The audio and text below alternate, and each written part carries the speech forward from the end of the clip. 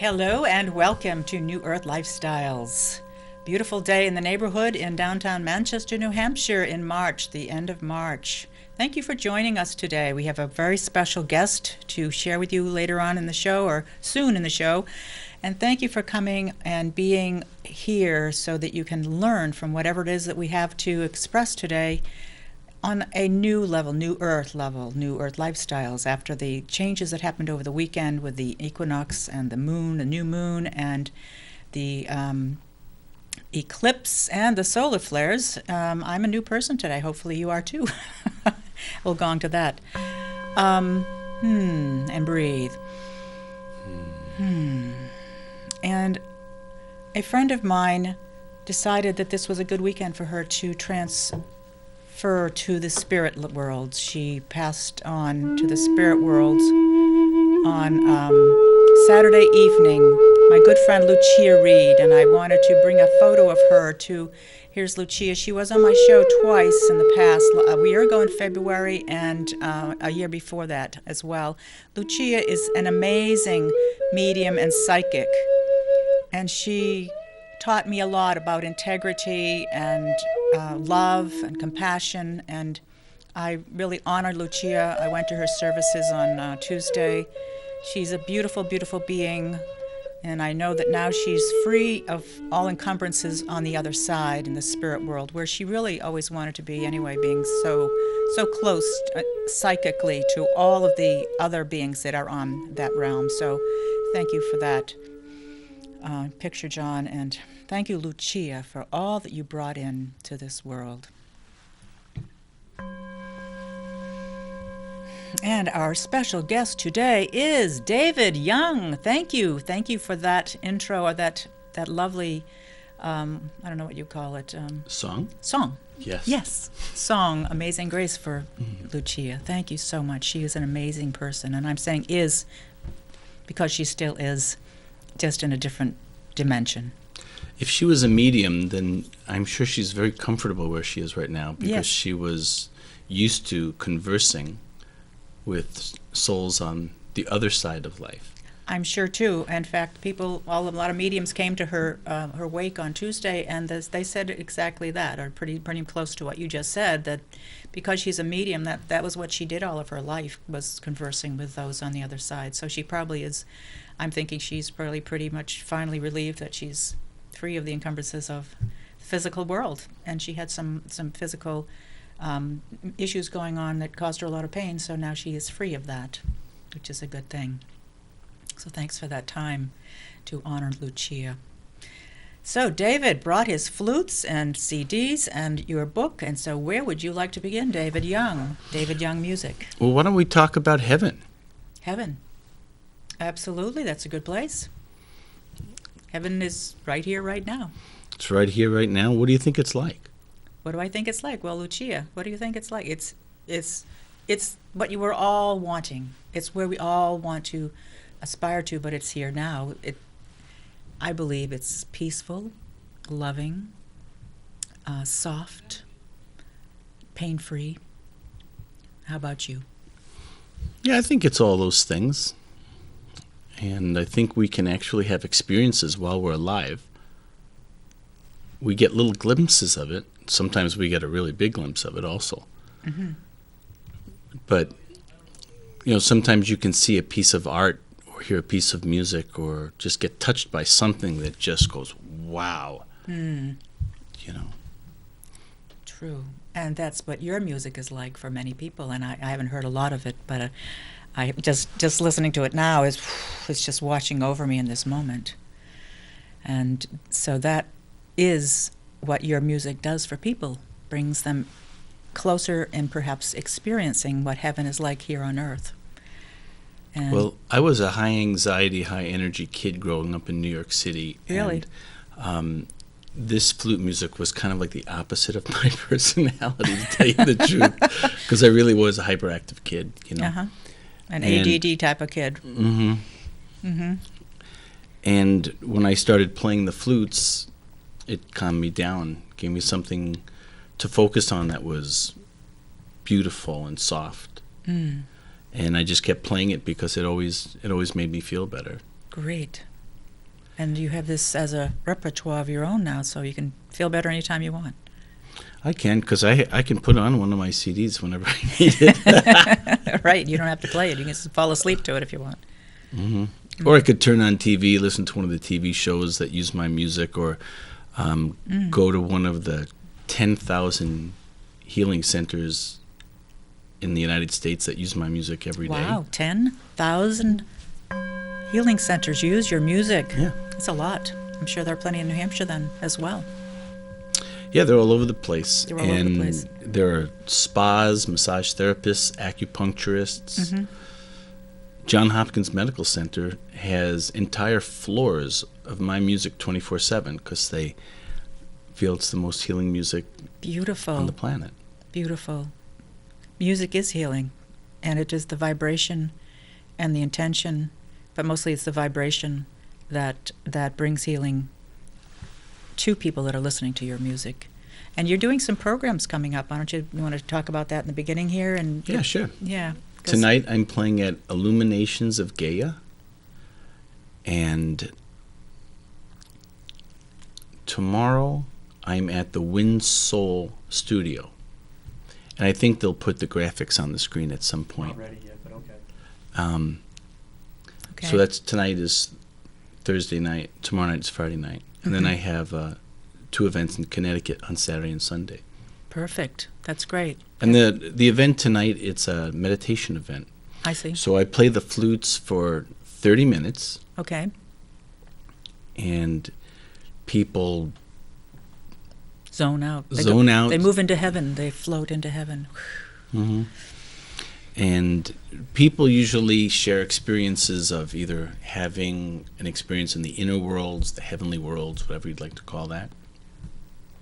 And many people experience having their loved ones from heaven come to them during the meditations. Wow. And that brings them a lot of peace.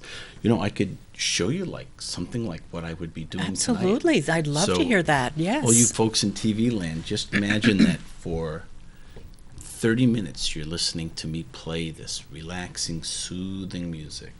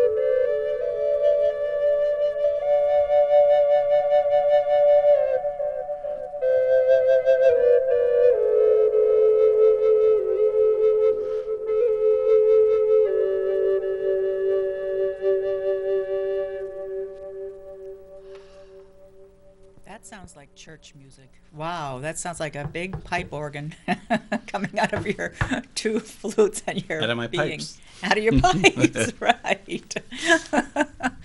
That is beautiful, David. Wow. That Thank just you. took me. I hope it took our audience too. Wow. Well, I hope it didn't take our engineer too far because he's got to work these knobs making this show. That's right. Thank you, John, for working those knobs out there, keeping our show going properly, and thank you for setting us up.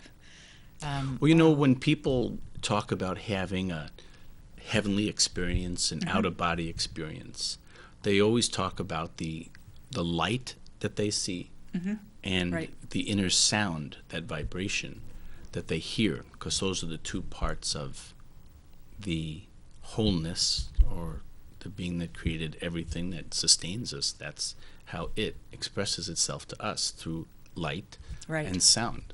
Right. So And true. so I started meditating about 30 years ago, and I used my flutes so I could relax and meditate myself. Wow. And once I learned to get into a place of inner peace, then I learned how to channel this inner peace through my flutes, so this way other people could enjoy it also. Right. Beautiful. Wow. So you came by this sort of organically through your own quieting process, your own meditation. Yeah, absolutely. I found that when I played, if I was pissed off and angry. Which we all become at times, from time to time. If I was stressed out living in New York City and going nuts, that when I played my flutes or my guitar, I play the guitar also. Oh, nice. It would calm me down. My blood pressure would go down, and just seemed like everything was a little bit more controllable and in a better place. Beautiful. So my own medicine, my own musical medicine for myself ended up healing millions of other people, because I've sold way over 1 million CDs. And every day with all those hospitals and wellness centers, there's about 300,000 people every day who listen to my music. Amazing. That's wonderful. So John is just putting up your itinerary on the screen for people to see. So here are the places that John will be playing tonight and tomorrow night, and then... No, John's going to be here at the studio. I'm going to be playing. I'm sorry. Yeah, see that? Where did I go? You took me so far away, I forgot your name. David Young will be playing, and your name's right on the screen, but I didn't do it. I said the wrong name. Well, you can call me John if you want. Don't call me Johnson. But. David Young. And these are the places you'll be playing at Illuminations of Gaia, which is in Townsend, Mass. tonight, this evening, and tomorrow. I can't read the name of that place, but that I believe is in Tewksbury, Mass. Yeah, that's called the Wind Soul Studio. It's a yoga studio. Okay. Tingsboro, Mass, which is close by. So what I do is, thank you, John. I play the flute for 30 minutes. Right. And it takes about 3 or 4 minutes for people to come back to their bodies and come back to earth after that 30 minutes. Okay. And then we discuss the experiences that people have. And even though I'm not saying anything, there's always different people who share the same experience of going to the same place. Interesting. Seeing the same things, even though I'm not guiding this meditation vocally, I'm just playing the flute. Right, so there's something in the vibration of the flute that kind of sends a synchronicity throughout the room of people, and everyone's lying on a mat, comfortable. So it's a very comforting place. So you're lying down, relaxed, listening to your music, and they're having somehow some type of a synergistic experience, or going to a similar place. And then when you discuss it later, you find this out, where they've gone and how the experience was for each person. That's beautiful. In one of these events, there were 5 people who described going to the exact same place, seeing the exact same things. That's almost...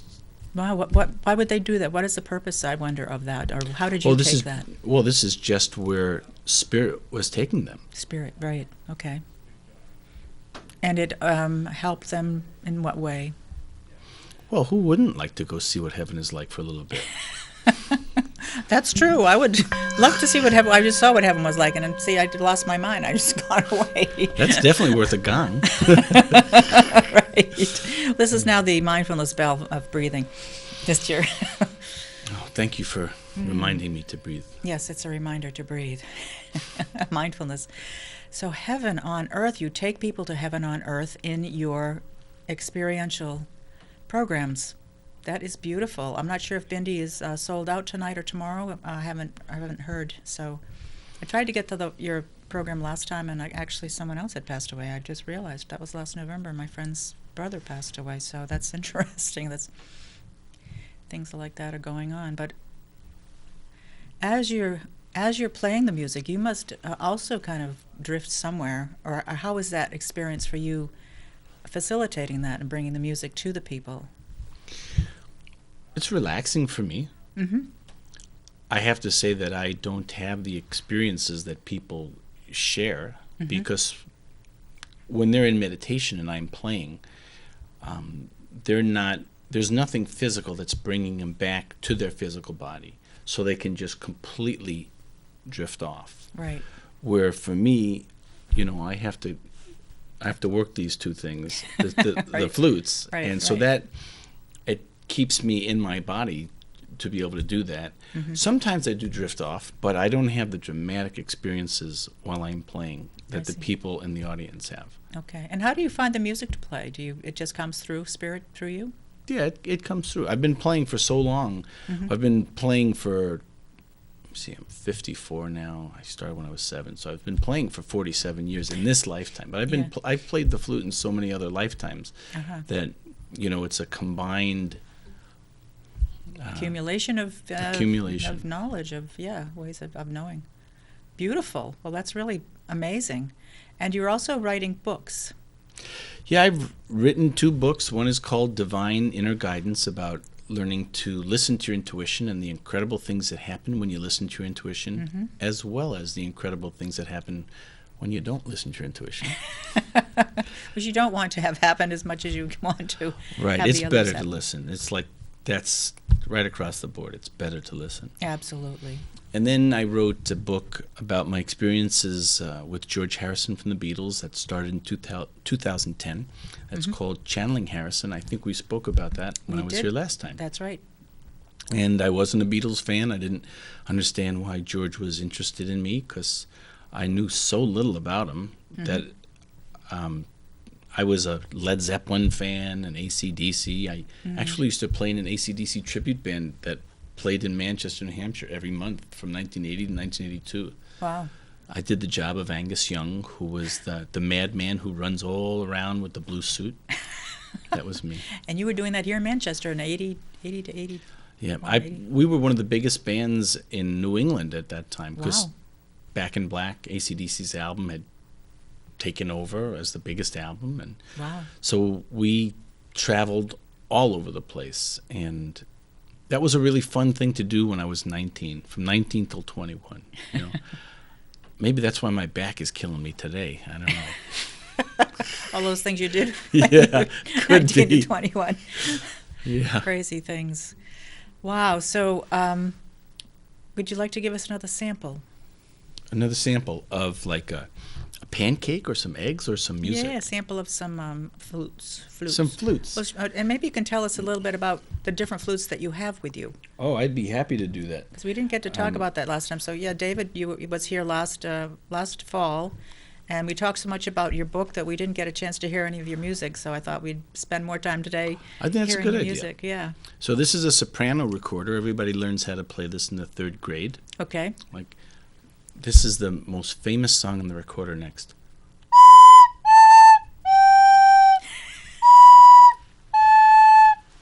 Okay, Okay, I get it. you get the point. If right? you can name that song, call in right now, 413-0223. Name that song. And then the next one is called an alto, which is a little bit deeper, and it has a little warmer sound. And then the size right after that is a tenor. Wow, look at that. I'm playing the same notes pretty much, but you hear how the tone changes. Okay. And then this one here is called a bass recorder. Ooh, look at that. Looks like a bassoon.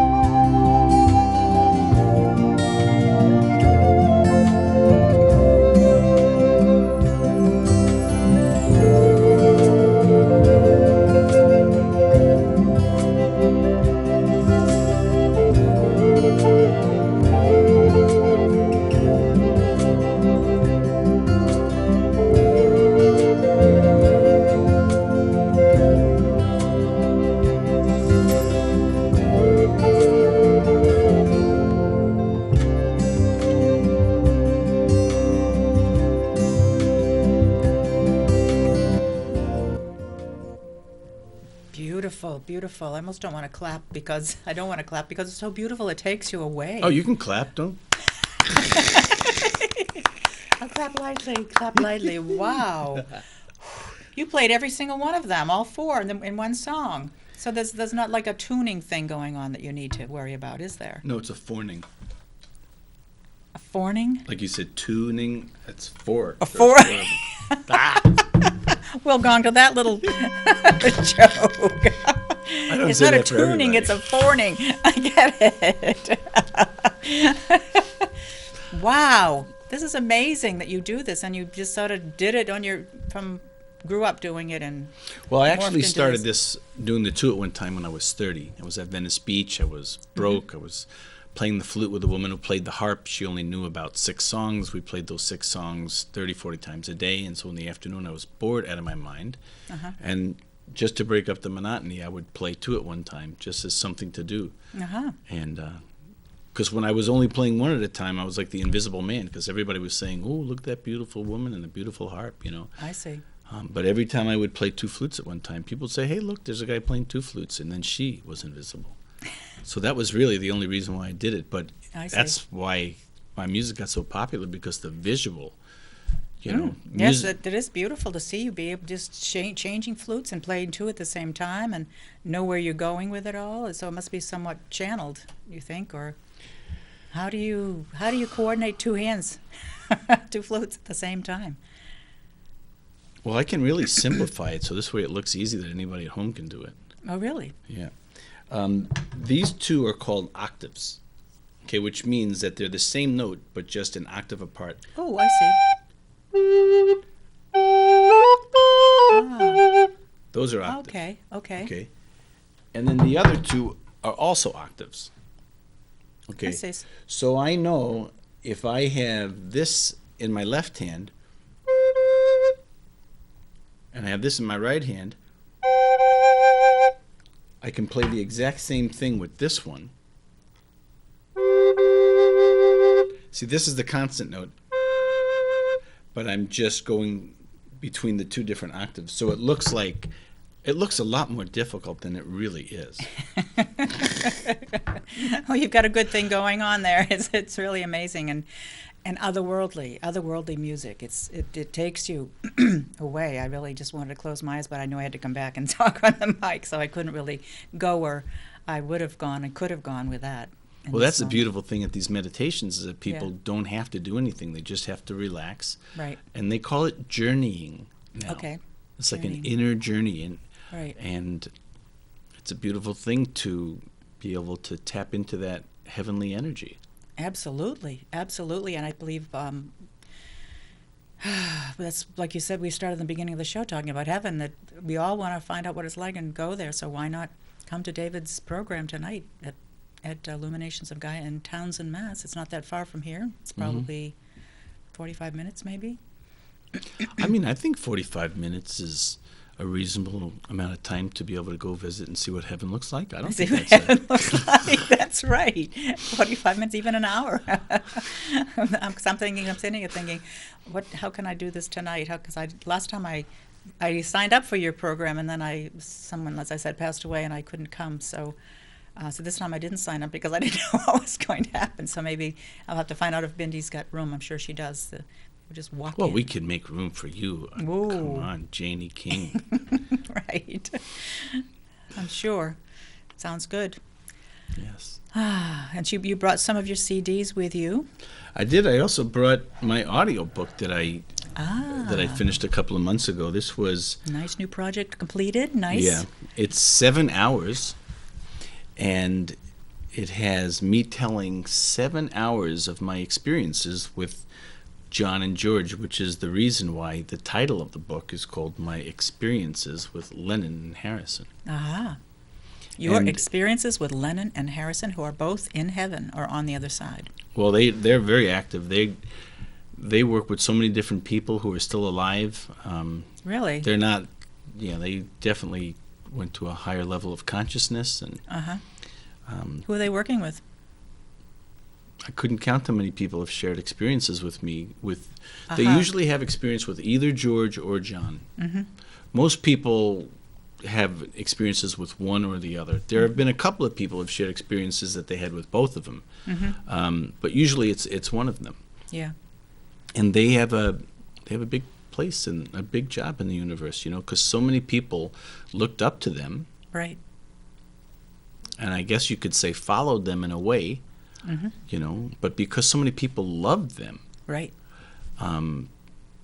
there's no limits with earthly and heavenly relationships, because when you're in heaven you have like this, I guess you best way to say it would be like this oneness with the universe. I see. It was kind of interesting because when John died in 1980, I don't remember if it was Yoko, or I think it was Yoko, asked her son Sean Lennon, where do you think, what do you think happened? Where do you think Dad, John, is now?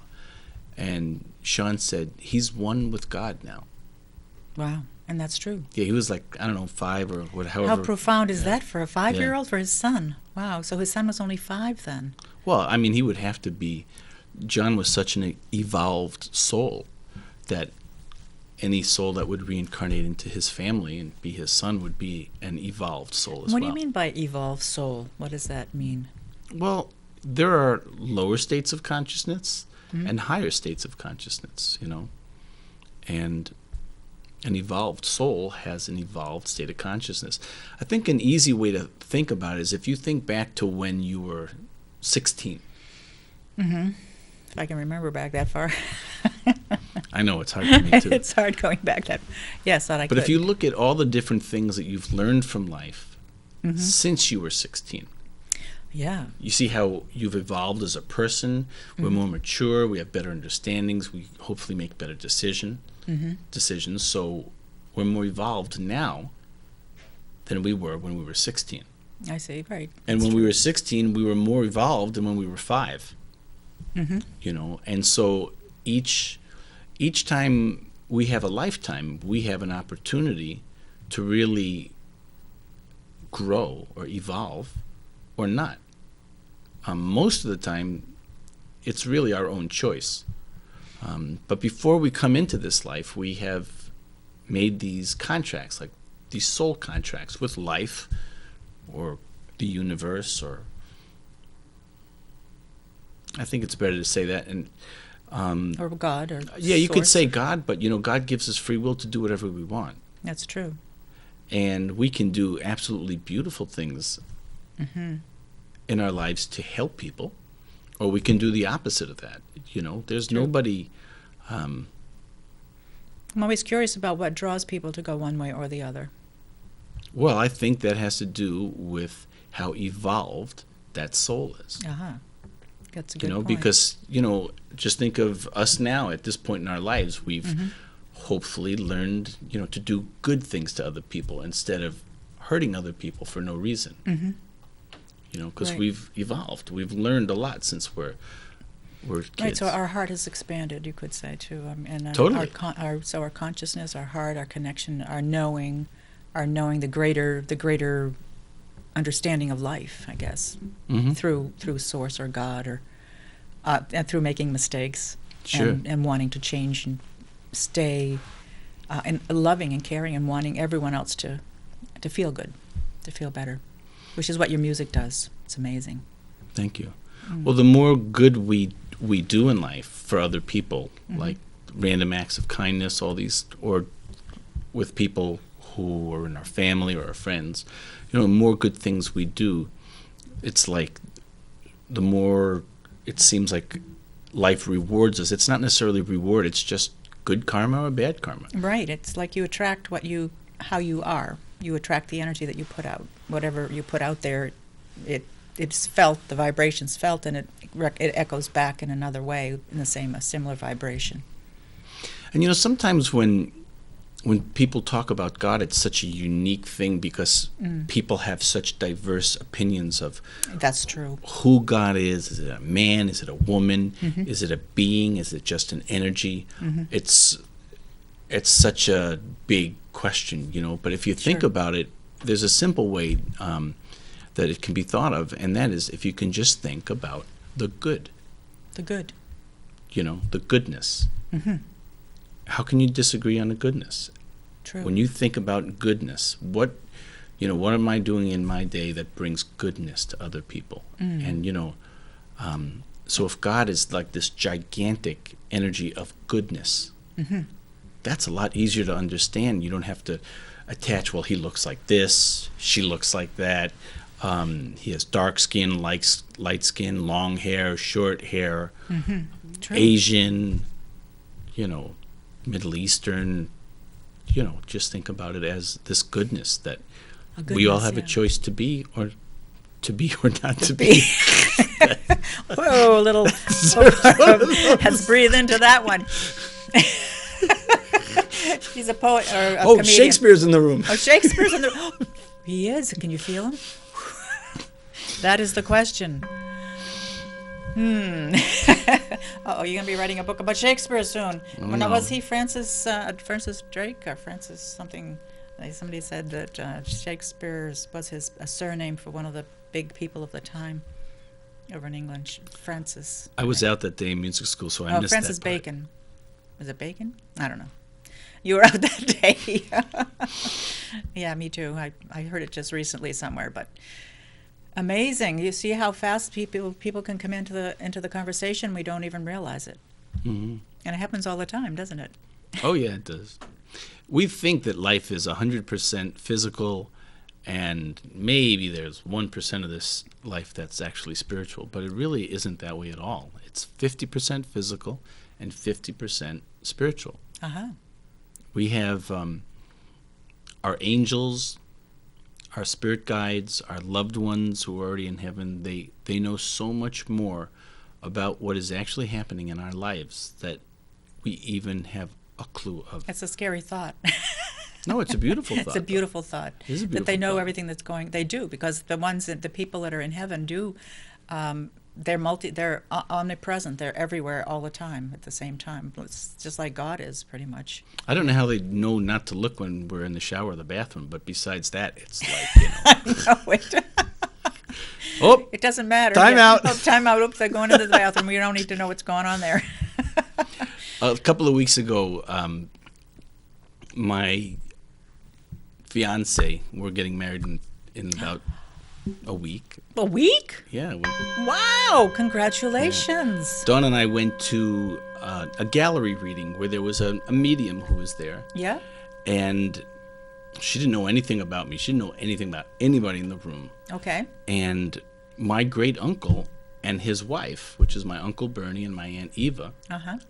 came, and this woman obviously did not know I had an Uncle Bernie and an Aunt Eva. And he was telling her, giving her messages to tell me about things that had been happening in my life that this woman knew nothing about. Wow. And she knew Aunt Yeah, she Bernie? was telling me stuff that it was just showing me, he was showing me that, we're watching you. Because this was something that happened about 30 years ago. Wow. And it was like so impossible for this woman to have ever known anything about it, Right. Interesting. And so it gave you a bigger feeling and understanding of the greater picture, like you said, 50% heaven and 50% physical. So a greater understanding by getting a message like that from your uncle that she couldn't have known about, and that thing that he told her to tell you. And so... it's one of the unique things about, science is based on repeated outcomes. Repeated outcomes, yes. Right. You yes. add this. Double-blind studies. You know what I mean? You add hydrogen, oxygen, you have water, right? Right. So you add that enough times, this is a fact, right? Now, over the years, all the doctors and surgeons on their lunch breaks would talk about the similarities of the stories that their patients would share with them. And so people who had an NDE, which is short for a near-death experience, Uh-huh. they all had pretty much the same experience that they Really? shared with these doctors. Yeah. Wow. Like if there was a terrible car accident, right at the moment before the other car hit their car, they were out of their body, looking down at the situation. Absolutely no pain because they were in their spirit self, that's Right. their soul. And from there, they went to a tunnel. There was a light at the end of the tunnel. They went to that light, and there was this heavenly music and this beautiful white light. And they Yeah. went through the tunnel, got to the bright light.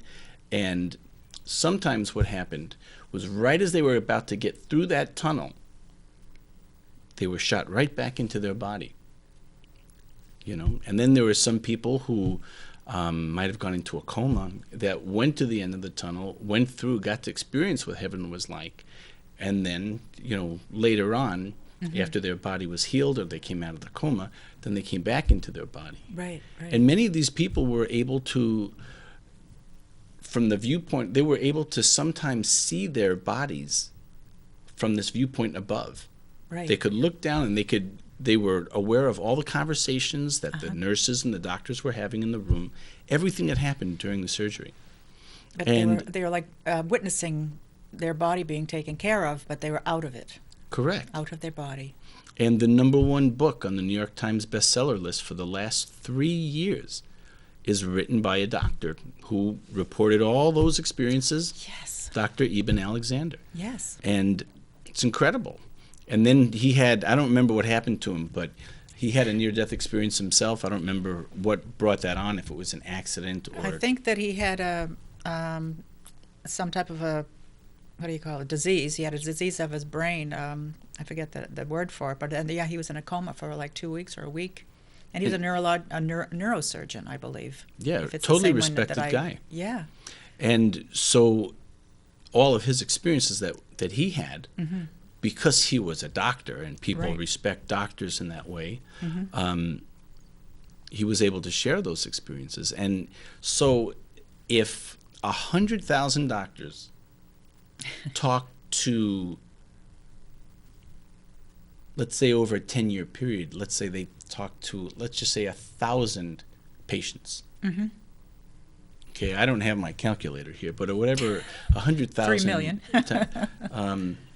So that Or means that maybe, there's I don't know, 10 maybe 30 million million. people who have had these experiences being outside of their body. Yeah. The same experience going through the tunnel, seeing the light, or looking down at their body, right? So that means that there's like 1 million witnesses that this is what happens when we separate our soul from our physical body and when we go to visit heaven. So that's 1 million witnesses. Right. Who needs 1 million witnesses to prove something? You really only need a couple of them to prove the repeated outcomes That's from these right. different situations. And so it is proven that It is proven. heaven exists and heaven is here. And when people describe their experiences in heaven, many times they describe the same thing. I think that the world is, everybody talks about that there's the shift that's been going on, Yeah. It's been going on, heavy duty for like about the last 5 years, Right. And I think part of this shift is the fact that we are given an opportunity right now to look at life in a wider viewpoint. We used to look at it just as the physical, but there's so much proof about this interdimensional, There heavenly is more and more earth proof. that it's changing the way people think about life and life after this life. Right. Right. It's amazing. And It's true. so when you think about, with the Mayan calendar saying, well, the world's going to end, 2012 or whatever year that was. That was 2011, 2012. Right. Right. But maybe they were just saying that the old way of consciousness, the old way of thinking Right. was going to end. That's exactly what I think has been decided. And the Mayans didn't say that their calendar was ending. There are Mayans in Mexico that were laughing at all these Westerners that saying the calendar is ending. It's just a shift, a change, a shift Yeah. that we've been talking about of consciousness, of moving from one world to the sixth world. They're saying from the fifth, or some people are saying from the fourth world to the fifth world. I don't know exactly what that means, but moving from a way of life dimensionally that moves into another dimension of being, which they say now is the the period of the heart, of love, and of softness, and of the rising of the sacred feminine and things like that, because the feminine is considered the compassionate healer, the feminine aspects of all of us. So the Mayans were really kind of chuckling about us bringing such a big deal to this calendar, when really it was, to them, it meant that something was starting over. The calendar was starting from one again. It wasn't like it was done completely. So, and here we are, we're still here. So everyone thought the world was going to end. Well, everybody thought the world was flat for a long time. Exactly. I mean, you could actually get arrested for saying the world wasn't flat That's right. for a long period of time. That's true. And apparently, It's not. Of course, it's a little egg shaped, but it's not flat. and if you think about it, if you went back 200 years and you showed somebody from 200 years ago biology, and you would say, this is inside your body, they'd be like, there's no way. Right. And if you've ever seen those pictures of like the aurora borealis and these different things out in space, these other planets, Right. and if you would tell somebody 200 years ago, this amazing picture was taken up there, they'd be like, there's no way. I can see there's just clouds and blue in the sky. Right. I don't see any of those colors. I don't see any of this other stuff. That's Yeah, called because a you lens. can't see it with your Right. eyes and your own perception, but it's all still there. It is all still there. And the physical, we can see the physical with our physical eyes, but these spiritual things, it's the same thing. Right. Right. Heaven is here. We just can't see it. But we can. Well, we can. We don't realize that we are seeing it, I guess, when we do these experiences. Or have Every these time we go to the sleep. NDEs. We're going to the inner worlds every time we go to sleep. That's true. The dream world. We're dreaming our life when we go to sleep. How many times have you had a dream that was completely real, and then whatever you were experiencing in that dream happened the next day or the next week? I know. That's true. That happens all the time. Dreaming. Dreams the reality. You want more little music thing going on here? Sure, let me find Let's something. do something here. Yes, because this music is heavenly, and that's what we're talking about, is other dimensional realms. And this music takes you to heaven, takes you to this place inside of yourself. You all can have your own personal experience of whatever heaven is for your higher self, because you're not really even deciding what that is. You're letting the music take you there. You're letting the vibration of what David is playing take you to that, whatever that dimension is of heaven on earth for you, in your own body, in your own wakeful place, or actually not totally wakeful. You'll be in a different mindset or a different vibrational realm. I have an idea. It's a unique idea that you don't do on television very often. What's that? What is? Okay, so the people who are listening and watching the show at home, like for 1 minute, I'm going to play the flute with this relaxing music in the background. So for 1 minute, just close your eyes for a minute. Yeah. And see where your mind goes. Great idea. Go ahead, and we'll all close our eyes and be.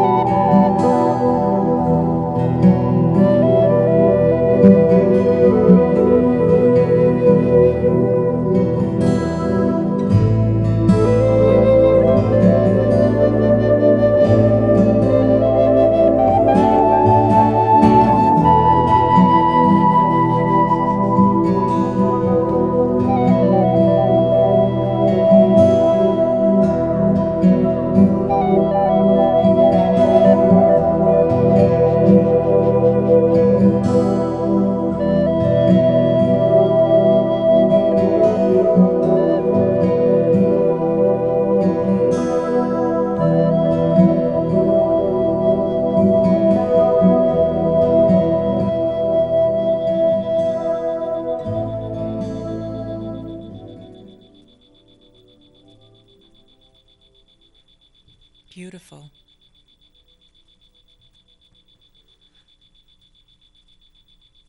Cricket. We got crickets. Beautiful, beautiful. Are those beetles or crickets? I'm sorry. It could be Beatles. George and John. Paul and Ringo was still physical, so. Well, thank you, David. That's so beautiful. I'm so grateful that you were here. You are here. You weren't were. You are here. I still am. He's still here. I know. That's This true. is in the process. This is in the process. So we're still, wow. I mean, I can't talk after something like that. It just doesn't want to come out, logically anymore. Well, the crickets are having no problem talking. That's right. Somebody's beeping us, chirping us up, chirping us down or something, chirping us all around. I wonder if they can hear that out there. I wonder. Maybe not. Maybe it's just us. I'm not sure what it is. Oh, thank you. I'll fix it after. Okay. Well, we're getting close to wrapping it up. I'm so grateful that you came and brought your flutes and played for us, and that you're going to be around for a couple more nights here in the New England area, or 4 nights. The whole weekend you'll be in Connecticut for 2 nights or 2 days. And I've been coming up to New England about once a month, and if you'd like to host an event, if you have a wellness center or a yoga studio or a church that you'd like to have me at, if you go to David Young Music and then just click onto the newsletter, you can send me an email, or in the contact area, send me an email. Okay. And because for the next 3 months. Perfect. Well, thank you so much. And you have all kinds of CDs. We didn't get to talk about much, but CDs and book on what, DVD or no? Book Yeah, on this disc? is on CD. There's On 5 CDs in there. Okay. 5 CDs. Wow. Beautiful. So if you want to see David tonight at Illuminations of Gaia in Townsend, Mass., you can go to bindi.org to sign up for that online. Or tomorrow is, the name of that place again is? Wind Soul Studio. Wind Soul Studio in Tingsboro, Mass. I got to put my glasses on. Tingsboro, Mass. Wind Song Studio tomorrow night at Wind 7. Soul. Oh, Wind Soul. Wind Soul Studio. We've So- been talking about the wind of soul, like this whole conversation. We have. That's true. We've been talking about heaven. We've been talking about heaven and heaven on earth. So thank you so much for being here. Thank you, David, for My bringing pleasure. these the music and heaven to us so we could experience heaven on earth. So until next time, thank you for joining us and tuning in. Until next time, remember, your heart knows the way.